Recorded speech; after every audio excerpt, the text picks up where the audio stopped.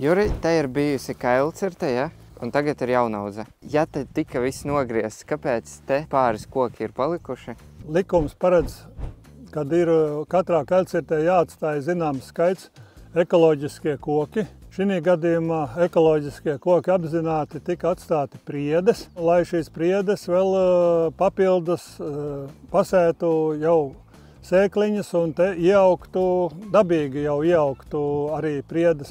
Kas te tika iestādīts? Mežs tika nocirsts pirms 8 gadiem. Pirmos gadus apzināti neko nestādīja, jo vasarā kūdra tik ļoti izkalta, kad nekas te ieaugties nevarēja. Tad pamazām sāka jau iesēties bērziņi, sāka avenes augt, un tad es pirms 3 gadiem iestādīju eglītes. Tad es stādīju priedītes. Kopšanas laikā es esmu atstājis pa kādam bērziņam, lai viņš dotu nedaudz tādu ēnu, lai kociņam vieglāk ir augt, un vēlāk nākošo kopšanu laikā es tos bērziņus vienu daļu nozāģēšu nost, un ja tanī vietā nekā nebūs palicies, ne priedītes, ne eglītes, nu tad ļaušu augt bērziņam. Ja jums interesē meža īpašuma pārdošana, cirsuma pārdošana, meža apsaimniekošana, ir iespēja saņemt piedāvājumu no uzņēmuma Dižozols.